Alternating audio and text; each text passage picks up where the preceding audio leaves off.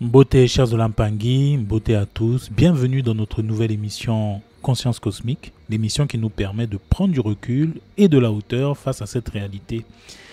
Alors je me présente, je suis Nganoé, initié de la tradition Congo de l'école Kimuntu, maître des éléments, maître totémiste et Ngambazi au centre Ngemokili de la Guadeloupe. Alors nous sommes actuellement dans notre émission sur la colère. Nous allons aborder la 5e partie de la colère, outil de destruction des peuples. Nous allons parler aujourd'hui de notre 5e thématique qui est liée à la possession astrale par la colère plus exactement. Mais comprenez que chaque émotion est capable de nous permettre d'accéder à la possession. Et je parle de possession, je parle de quelque chose qui est très désagréable, très négatif et très mauvais pour le monde tout, qui est en expérimentation dans cette réalité. Alors dans cette 5e partie, nous allons parler de la possession par les émotions.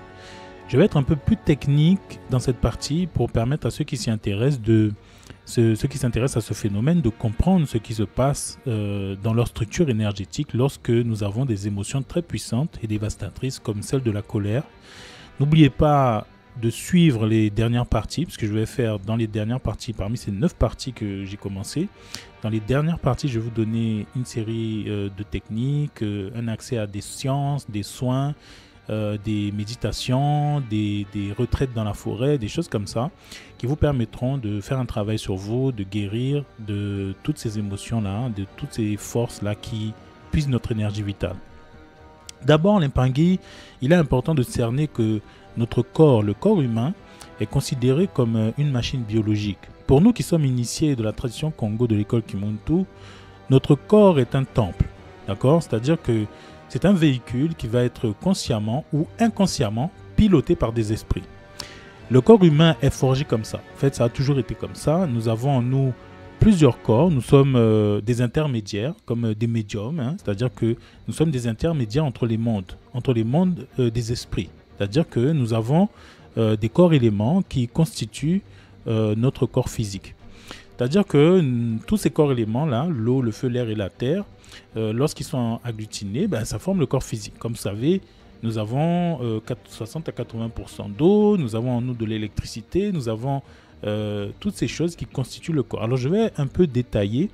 Nous avons un corps d'eau responsable de notre mémoire qui stocke les expériences, nos émotions, nos pensées, tout ça est stocké à travers le corps d'eau. Toutes ces informations sont issues de nos ancêtres, c'est notre ADN, notre mémoire, etc.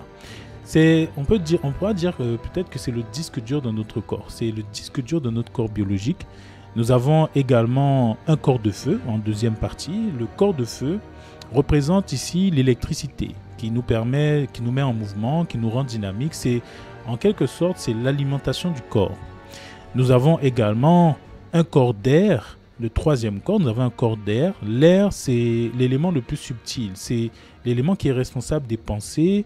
C'est par ce corps, l'impangui, que nous communiquons intérieurement avec nos esprits. Ce même esprit il vient de spirit, qui est spiritus, c'est le souffle en fait. Ok, donc c'est cet élément qui nous permet de communiquer non seulement avec nos esprits, mais aussi avec les autres personnes, puisque l'air, la parole, la pensée, c'est par là que nous communiquons avec les autres. On pourrait dire que c'est notre système d'exploitation, hein, puisque c'est l'esprit qui guide le monde tout, d'accord? C'est la télécommande du corps. Je vais dire ça comme ça.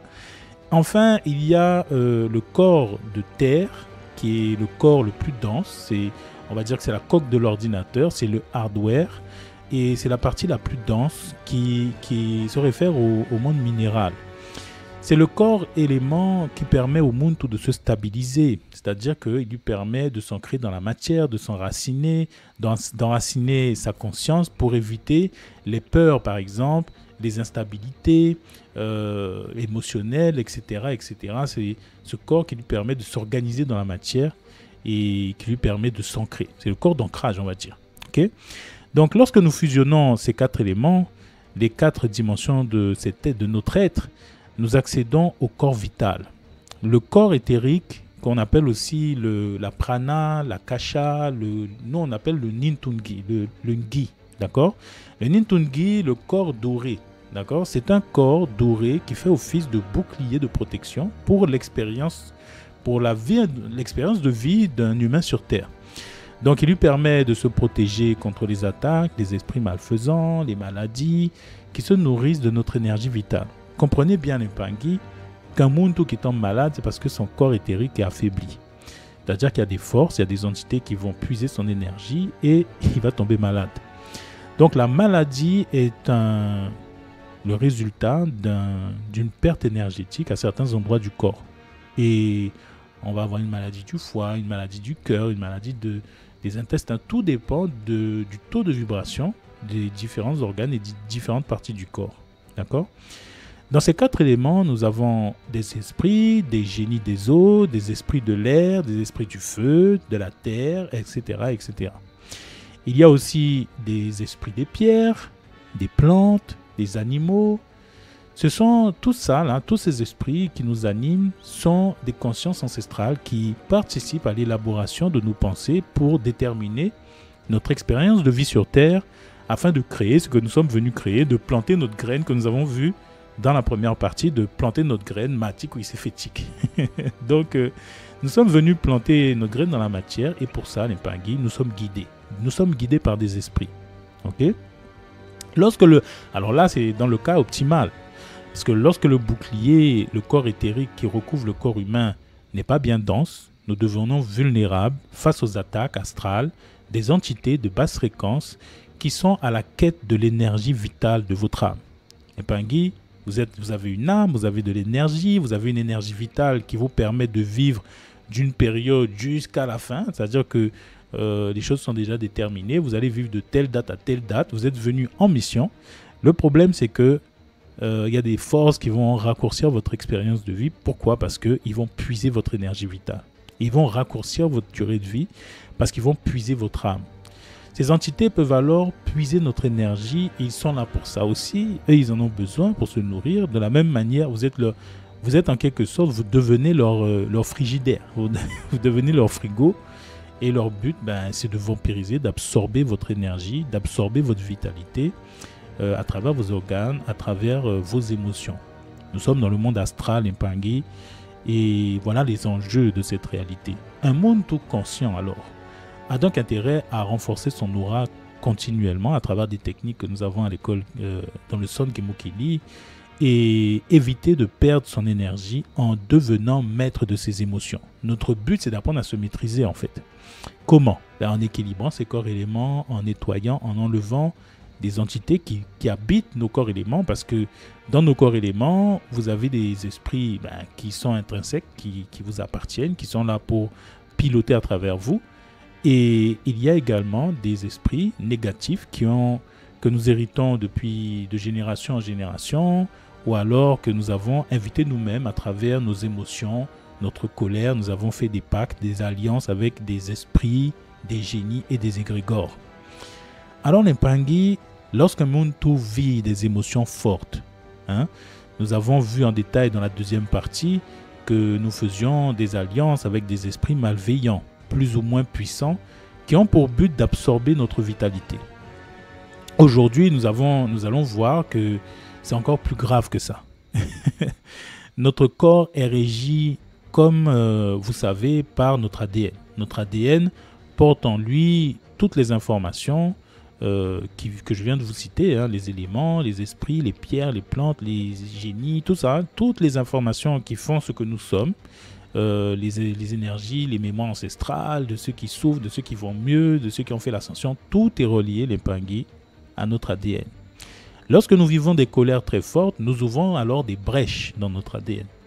Nous vivons des chocs émotionnels, l'ADN se casse, puisque nous avons un ADN de cristal. L'ADN s'ébrèche et créant des plus ou moins grandes failles au niveau de l'ADN. C'est-à-dire qu'au niveau de votre aura, ça va se symboliser par des trous auriques. Dans votre aura, il y aura des brèches qui vont se former, il y aura des trous parce que vous avez vécu des émotions fortes. Et une émotion, les Pangui, c'est de l'énergie. Vous savez, une émotion, c'est de l'énergie en mouvement qui va engendrer certains dégâts. Alors, ce qui va se passer, Pangui, c'est que les entités très puissantes, compatibles avec la taille de la brèche, vont créer une infiltration. En fait, ils vont s'infiltrer dans votre ADN, c'est-à-dire ils vont faire partie de votre univers intérieur. Ils vont partir de... En fait, votre bouclier a été piégé, en fait. Votre bouclier a été wacké. Et là, les Mpangui, vous venez de vous faire pirater. Alors, vous n'allez plus commencer à planter la graine que vous deviez planter. Vous allez planter autre chose. Planter quoi? Ce que l'entité est venue faire. Vous êtes piraté déjà. Et vous allez manifester de la colère encore. Et vous êtes pris, en fait. Vous êtes dans un piège. Cette connexion, vous vous rappelez pourquoi je vous disais, attention, les Mpangui, il y a un piège derrière. Lorsqu'on cherche à vous embêter, lorsqu'on vous met dans des problèmes, lorsqu'on vous met... lorsque des forces vous attaquent, des gens créent des situations complexes où vous cherchent en fait. Comme on dit, tu me cherches. Les gens vous cherchent. Lorsque les gens vous cherchent, ils savent pourquoi ils vous cherchent. C'est parce qu'il y a des forces en eux qui sont là par prédation. Ils sont là pour puiser votre énergie. Les gens eux-mêmes, parfois, ne sont pas conscients qu'ils sont là pour prendre l'énergie. La personne qui t'attaque ne sait parfois pas qu'elle est... Alors, il y a les sorciers conscients et il y a les sorciers inconscients. Il y a des gens qui sont juste jaloux, ils ne savent pas pourquoi. Ils ne savent pas qu'il y a des forces en eux qui vont vous provoquer. Cette connexion des Mpangui permettra à une entité ou des entités extérieures à vos esprits d'origine, c'est-à-dire à vos mondes intérieurs. Elle est extérieure à vous. Elle va influencer vos pensées et vos décisions dorénavant, puisqu'elle fait partie des esprits qui vous habitent. C'est-à-dire que les esprits qui sont à l'intérieur sont censés vous influencer, vous orienter, mais là, vous êtes animé par quelque chose de pourri, de négatif que vous avez invité en rentrant dans la colère. Ils sont alors capables, une fois à l'intérieur de vous, ils sont capables d'attirer les mêmes types de situations répétitives dans votre vie, même d'attaquer la nuit, des choses comme ça, afin de vous empêcher de vivre en paix. En effet, les entités aiment vivre dans des corps, ce qui est normal. Ils aiment ça parce qu'ils aiment l'énergie qu'on a, nous, là. Nous sommes sucrés. Donc, nous vivons dans une réalité dans laquelle les entités ont besoin d'énergie pour vivre. Et les humains en ont à revendre. On en a beaucoup, parce que nous avons une âme. Eux, ils n'en ont pas. Et nous sommes des batteries sur pattes pour eux. Nous sommes des frigos. Donc, ce qui se passe, c'est que le Muntu mélanoderme, du fait de sa mélanine, en a énormément. Et c'est pour ça que je vous parle, en fait, à vous, beaucoup, parce que nous en avons beaucoup. Alors, imaginons que ces esprits, ce sont des esprits colériques, parce qu'il y a toutes sortes d'esprits, les Mpangui. Il y a des esprits jaloux, des esprits qui vous accaparent, c'est compliqué. Voilà. Il y a des sirènes, il y a plein d'esprits comme ça, plus négatifs, mais certains sont colériques plutôt. Donc, ce sont des êtres astraux. Et une fois qu'ils sont connectés à vous, une fois qu'ils sont en vous, ils chercheront à vous faire vibrer à leur fréquence. C'est-à-dire que si sa fréquence est la colère, ils vont chercher, ils vont créer des conflits dans votre vie, ils vont attirer des problèmes, ils vont attirer dans votre milieu de vie des gens, ils vont créer des problèmes avec la famille. En fait, c'est vous, mais ce n'est pas vous. C'est-à-dire que c'est vous, mais animé par une force négative qui crée des problèmes, qui attaque ou bien qui est attaqué. Parfois, elle peut effacer la mémoire de ce que vous avez vécu.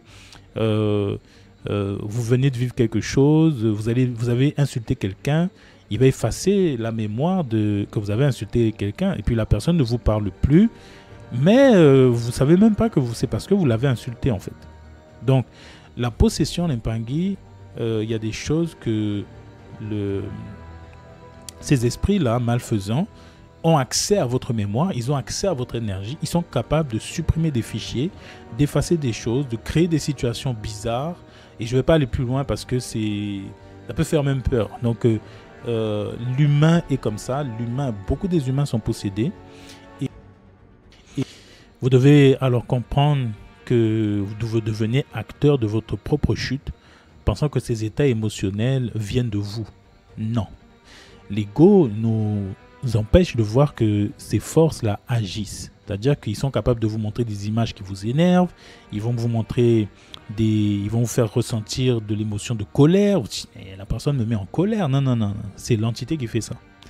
Là, tu ressens la colère, mais ce n'est pas toi qui es en colère. C'est l'entité en toi. Alors, les Mpangui, il faut les virer, il faut les nettoyer.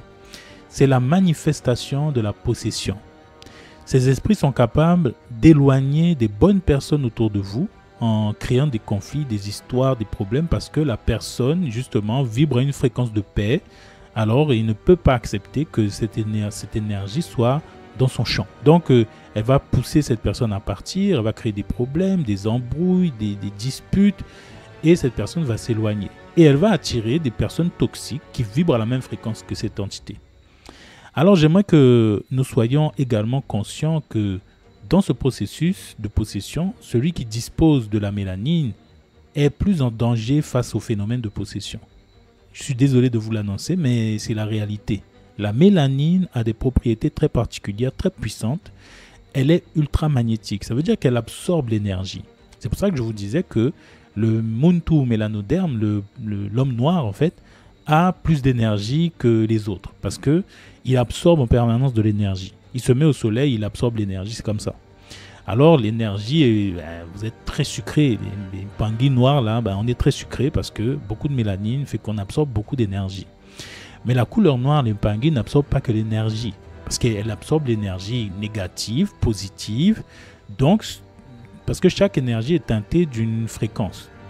Et elle absorbe aussi plus facilement les pensées négatives et les entités négatives également. Donc, lorsque vous mettez deux personnes qui se font posséder, par exemple un noir et un blanc, le noir sera plus puissamment possédé que les autres. C'est chaud. c'est la rançon de la puissance. Hein? Voilà. Donc, dans notre prochain épisode, les Mpangui, j'espère que cette partie vous a plu. Je ne vais pas trop loin parce que c'est une émission courte, vous savez déjà.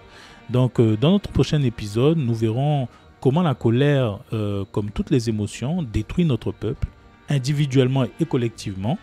Donc, prenez le temps de vous abonner à notre chaîne, sur nos réseaux sociaux également. Vous allez taper Nkimokili, Centre Kimuntu.